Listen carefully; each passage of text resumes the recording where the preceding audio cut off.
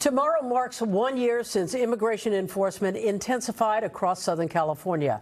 And since then, thousands have been detained, leaving families and communities navigating uncertainty.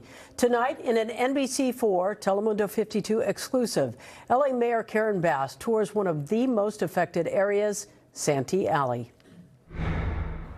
The mayor says large immigration raids are not happening as much today as they did a year ago, but detainments are still happening on a daily basis. And she says while the city stands with those affected, it can't do much more than react and support. Welcome.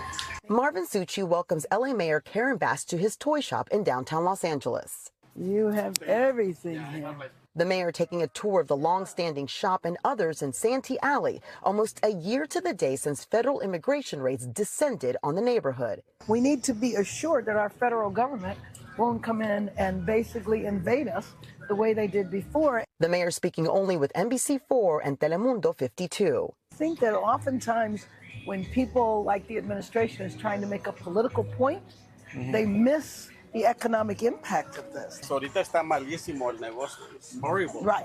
Business is horrible, Succi tells the mayor. The business owner of 2 decades says discrimination has increased, describing how some customers have told employees, if you don't give me a good price, we will call immigration on you. The mayor admits there is not much the city can do about the raids. The bottom line is that I cannot stand above the federal government. No city can. And no governor can.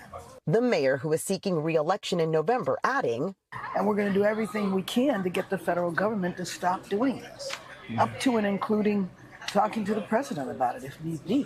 Mayor Bass recently did that on behalf of fire survivors when she went to the White House and spoke to the president about getting FEMA reimbursements for affected homeowners and communities. And she points out Los Angeles' importance with key global events like the World Cup only days away. From this administration, there's no guarantee, but I believe that the president does not want the World Cup to be chaotic and for people around the world to not feel that they can come here. We've learned from law enforcement, ICE agents will be at SoFi Stadium providing security. According to DHS, they will not be checking spectators and employees for immigration status. Immigrant rights advocates are paying attention to what happens, and the mayor says what the city may not be able to do in policy, the people are doing with their voices. The protests that we had were very important, and it showed that our city was not going to stand for it. Peaceful protest is one of the most important things we can do. The mayor says city taxpayer money is simply not available for financial assistance for these businesses. She says the city will continue to raise money through the philanthropic community to get to immigrant rights organizations and then to families, but not necessarily for businesses. Lolita Lopez, NBC4 News.